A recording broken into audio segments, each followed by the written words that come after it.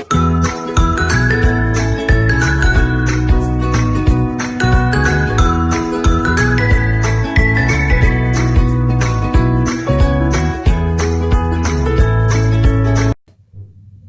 Friends, എല്ലാവർക്കും AtoZMalayali കിച്ചണിലേക്ക് സ്വാഗതം. ഇന്ന് ഞാൻ നല്ല ടേസ്റ്റിയും ക്രഞ്ചിയും സ്പൈസി ആയിട്ടുള്ള ഒരു ഫ്രൈഡ് മിൽക്ക് സ്നാക്സ് ആണ് കാണിക്കുന്നത്. അത് ഒരു ഈവനിങ് സ്നാക്സ്. എല്ലാവരും ട്രൈ ചെയ്ത് നോക്കണം കേട്ടോ. ഈസി ഉണ്ടാക്കാൻ പറ്റുന്ന ഒരു സ്നാക്സാണിത്. അതുപോലെ തന്നെ കഴിക്കാനും നല്ല ടേസ്റ്റാണ് കേട്ടോ. മേലെ നല്ല ക്രിസ്പി ആയിട്ട് ഉള്ളിൽ നല്ല ജ്യൂസി സ്വീറ്റും ആയിട്ട് ഉണ്ടാവും കേട്ടോ. എല്ലാവരും ട്രൈ ചെയ്ത് നോക്കണം. എന്നിട്ട് നിങ്ങളുടെ കമൻറ്റ്സ് അറിയിക്കുകയും വേണം. അതുപോലെ നിങ്ങൾക്ക് ഈ വീഡിയോ ഇഷ്ടമായെങ്കിൽ ഷെയർ ചെയ്യാനും ലൈക്ക് ചെയ്യാനും മറക്കരുത് കേട്ടോ. ഫസ്റ്റ് നമുക്കിത് ഉണ്ടാക്കാൻ എന്തൊക്കെയാണ് വേണ്ടത് നോക്കാം. ഇതിന് മെയിനായിട്ട് പാലും കോൺഫ്ലവറും പിന്നെ പഞ്ചസാരയും അതുപോലെ ബ്രെഡ് ക്രംസ് ഇതാണ് വേണ്ടത്. പിന്നെ ഫ്രൈ ചെയ്യാനുള്ള ഓയിലും. ഞാനിവിടെ പാലെടുത്ത് വെച്ചിട്ടുണ്ട്, പിന്നെ കോൺഫ്ലവർ, പിന്നെ പഞ്ചസാര, പിന്നെ ബ്രെഡ് ക്രംസ് ഉണ്ട്, പിന്നെ ഫ്രോസൺ ചെയ്ത മിൽക്ക് സ്വീറ്റ്. ഫസ്റ്റ് നമുക്ക് പാലൊന്ന് കട്ടിയാക്കിയിട്ട് എടുക്കണം. പാലിൽ ഒരു 3 ടേബിൾ സ്പൂണോളം പഞ്ചസാര. മധുരം നിങ്ങൾ നോക്കി ചേർത്താൽ മതി. മധുരം ഇഷ്ടമില്ലെങ്കിൽ കുറച്ച് ചേർത്താൽ മതി. പിന്നെ 3 ടേബിൾ സ്പൂണോളം കോൺഫ്ലവർ. പിന്നെ ഇതിലേക്ക് കുറച്ചുകൂടി ചേർത്താൽ നല്ല കട്ടിയാക്കി എടുക്കാം. ഇത് കുറച്ച് ലൂസായിട്ട് ആണ് ഉള്ളത്. കുറച്ചും കൂടി കട്ടിയായിട്ട് നിങ്ങൾക്ക് വേണമെങ്കിൽ കുറച്ചും കൂടി കോൺഫ്ലവർ ഇട്ട് കഴിഞ്ഞാൽ കുറച്ചും കൂടി മാവ് നല്ല കട്ടിയാക്കി എടുക്കാൻ പറ്റും. ഇനി ഇത് നല്ലോണം ഒന്ന് മിക്സ് ചെയ്തതിന് ശേഷം നമുക്ക് സ്റ്റൗവിലേക്ക് മാറ്റാം. ഇനി സ്റ്റൗ ഓണാക്കി ഇതുപോലെ ഒരു പാത്രം വെച്ചതിന് ശേഷം ഞാനിതിലേക്ക് പാൽ ഒഴിച്ച് കൊടുക്കും. ഇത് 1 ലിറ്റർ പാലുണ്ട് കേട്ടോ. ഇനി ഇത് കൈവിടാതെ ഇളക്കിക്കൊണ്ടേ ഇരിക്കണം. നല്ലൊരു കട്ടിയാകുന്നത് വരെ നമുക്കിത് ഇളക്കിക്കൊണ്ടേ ഇരിക്കാം. അത്ര വലിയ പണിയൊന്നുമില്ല കേട്ടോ. ഇതിന് ഈസി ഉണ്ടാക്കാൻ പറ്റുന്ന ഒരു ഈവനിങ് സ്നാക്സാണ്. അതുപോലെ എല്ലാവർക്കും, കുട്ടികൾക്കും വലിയവർക്കും ഒക്കെ ഒത്തിരി ഇഷ്ടമാവുകയും ചെയ്യും.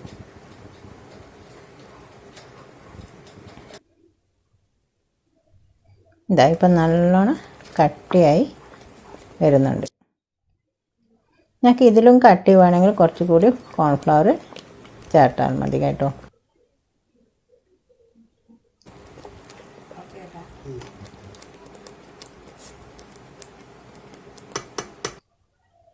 ഇനി നമുക്ക് സ്റ്റൗ ഓഫാക്കി ഒരു ഇതുപോലത്തെ സ്റ്റീൽ പാത്രത്തിലേക്ക് ഒഴിച്ച് വെക്കാം. എന്നിട്ട് ഇതൊന്ന് തണിഞ്ഞതിന് ശേഷം നമുക്ക് ഫ്രിഡ്ജിലേക്ക് മാറ്റണം. ഫ്രീസറിലാണെങ്കിൽ ഒരു 3 മണിക്കൂർ ടൈമോളം വെക്കണം കേട്ടോ. ഇതിപ്പോൾ കുറച്ച് ലൂസായിട്ടാണ്. നിങ്ങൾക്ക് വേണമെങ്കിൽ കട്ടി വേണമെങ്കിൽ കുറച്ചും കൂടി പൊടി ഇട്ടിട്ടുണ്ടെങ്കിൽ ഇതിലും കൂടി കട്ടിയാവും. കുറച്ചും കൂടി കട്ടിയാക്കിയാൽ വേഗം മുറിച്ചെടുക്കാൻ കഴിയും കേട്ടോ. ഇല്ലെങ്കിൽ ഭയങ്കര സോഫ്റ്റായിട്ടുണ്ടാവും.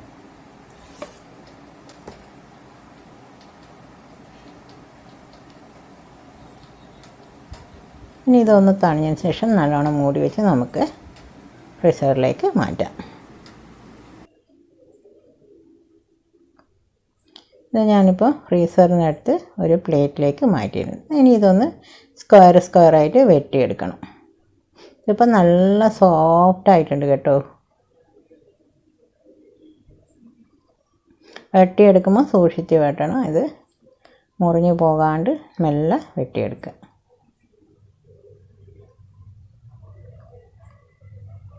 ഇതുപോലെ ചെയ്യുമ്പം ഭയങ്കര നല്ല ജ്യൂസി ആയിട്ടുണ്ടാകും കേട്ടോ.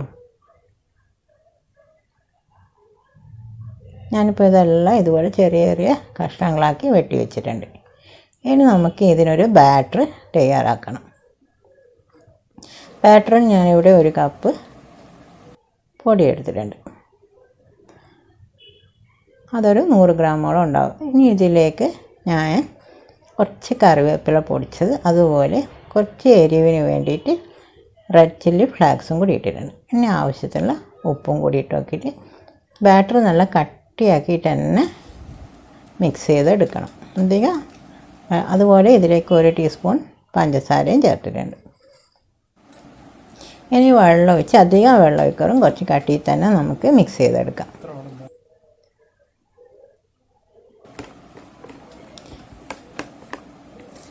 കുറച്ച് എരിവ് ചേർക്കുമ്പോൾ കഴിക്കാൻ നല്ല ടേസ്റ്റി ആയിട്ടുണ്ടാകും കേട്ടോ. ആ മധുരവും എല്ലാം ചേർന്ന് നല്ല ടേസ്റ്റി ആയിരിക്കും. ഇനി നമുക്ക് ഈ മിൽക്ക് സ്വീറ്റ് എടുത്ത് ഇതിലേക്ക് ഇട്ട് കൊടുക്കാം. ഇതുപോലെ സ്പൂണ് വെച്ച് ചെയ്യുന്നതാണ് നല്ലത്, എന്നാൽ പൊടിഞ്ഞു പോകാതെ എടുക്കാം നമുക്ക്. എന്നിട്ട് ഇതെടുത്തിട്ട് ബ്രെഡ് ക്രംസിലേക്ക് ഇട്ട് കൊടുക്കാം. കൈ കൊണ്ട് എടുക്കുമ്പോൾ ചിലപ്പോൾ മുറിഞ്ഞു പോകാൻ സാധ്യതയുണ്ട്. അതുകൊണ്ട് ഇതുപോലെ സ്പൂണ് വെച്ച് ചെയ്യുന്നതാണ് നല്ലത്. ഇതുപോലെ എല്ലാം ഇതുപോലെ ബാറ്ററിൽ മുക്കി ഇതുപോലെ ബ്രെഡ് ക്രംസിൽ പൊതിഞ്ഞ് വെക്കണം. കുറച്ച് നേരം കാറ്റിന് വെച്ച് കഴിഞ്ഞാൽ നല്ല അത് പൊതിഞ്ഞിരിക്കും.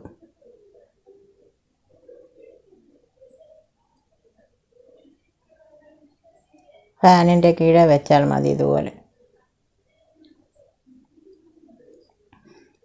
നമ്മൾ പാലിൽ കുറച്ചുകൂടി കോൺഫ്ലവർ അധികം ഇട്ട് കഴിഞ്ഞാൽ കുറച്ചും കൂടി ഇത് നല്ല കട്ടിയാക്കി എടുക്കാൻ പറ്റും. അപ്പോൾ കുറച്ചുകൂടി നിങ്ങൾക്ക് ഈസി ആയിരിക്കും ഇതുപോലെ ചെയ്തെടുക്കാൻ. ഇതുപോലെ ഓരോന്നോരോന്നെടുത്ത് നമുക്ക് ബ്രെഡ് ക്രംസിൽ പൊതിഞ്ഞ് വെക്കാം. ഈ ബ്രെഡ് ക്രംസ് മാത്രമല്ല കേട്ടോ, ഇത് ഞാൻ ഇതിലേക്ക് കുറച്ച് കോൺഫ്ലെക്സും കൂടി ഇട്ടിട്ടുണ്ട്. അപ്പോൾ കുറച്ചും കൂടി നല്ല ക്രഞ്ചി ആയിട്ടുണ്ടാവും.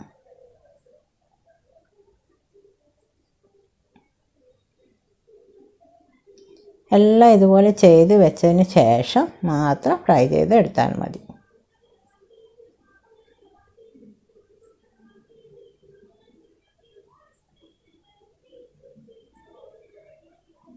ഞാനിപ്പോൾ എല്ലാം ചെയ്ത് വെച്ചിട്ടുണ്ട് കേട്ടോ. ഇനി നമുക്കിത് ഫ്രൈ ചെയ്യാണ് വേണ്ടത്. സ്റ്റൗ ഓണാക്കി ഇതുപോലെ ഒരു കടായി വെച്ചതിന് ശേഷം നമുക്ക് വെജിറ്റബിൾ ഓയിൽ ഒഴിച്ച് കൊടുക്കാം. അതുപോലെ ഓയിൽ അധികം ഹീറ്റാറും കേട്ടോ, ഒരു മീഡിയം ഹീറ്റിൽ തന്നെ ഇരിക്കണം. അധികം ഹീറ്റാക്കിയാൽ ഇത് വേഗം കരിഞ്ഞു പോകും. അപ്പോൾ ഇതിൻ്റെ ടേസ്റ്റ് മാറും. അതുകൊണ്ട് ഒരു മീഡിയം ഹീറ്റിൽ വെച്ചിട്ട് തന്നെ വേണം ഇത് ഫ്രൈ ചെയ്തെടുക്കാൻ. അതുപോലെ നിറയെ ഇട്ടിട്ട് ഫ്രൈ ചെയ്തോറും ഇതുപോലെ കുറച്ച് കുറച്ച് ഇട്ടിട്ട് ഫ്രൈ ചെയ്തെടുക്കുക.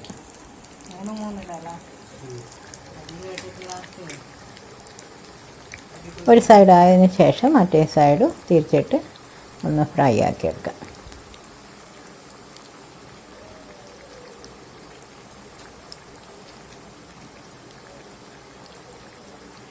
ഇത് കഴിക്കാൻ നല്ല ടേസ്റ്റാണ് കേട്ടോ. മേലെ നല്ല ക്രിസ്പി ആയിട്ടും ഉണ്ടാവും, ഉള്ളിൽ നല്ല ജ്യൂസിയും ആ ചെറിയൊരു മധുരവും പിന്നെ ആ റെഡ് ചില്ലി ഫ്ലെക്സ് ഇട്ടുകൊണ്ട് ആ ഒരു ചെറിയ എരിവും എല്ലാം ചേർന്ന് നല്ല ടേസ്റ്റി ആയിട്ടുള്ളൊരു സ്നാക്സാണ്.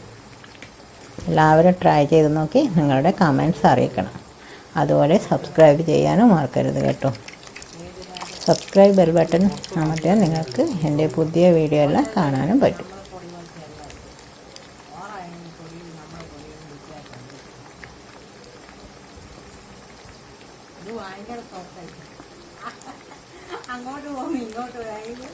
രണ്ട് സൈഡ് ആയതിനു ശേഷം നമുക്കിത് ഓയിലിന് കോരിയെടുക്കാം.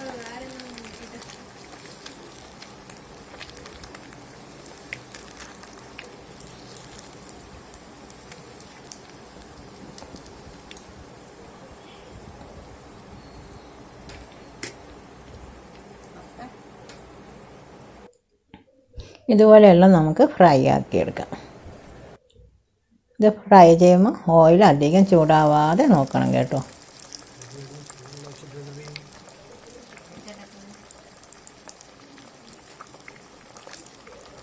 നല്ലൊരു ഈവനിങ് സ്നാക്സാണ്, കുട്ടികൾക്കൊക്കെ ഒത്തിരി ഇഷ്ടപ്പെടും. എല്ലാവരും ട്രൈ ചെയ്ത് നോക്കണം.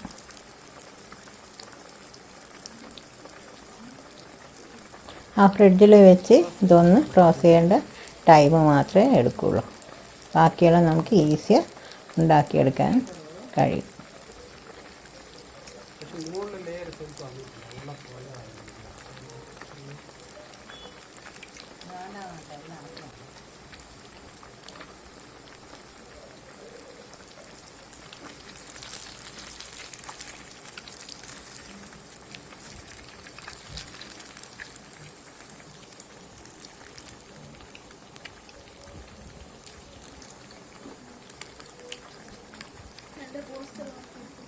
രണ്ട് സൈഡും ആയതിനു ശേഷം നമുക്കിത് സെർവിങ് പ്ലേറ്റിലേക്ക് മാറ്റാം.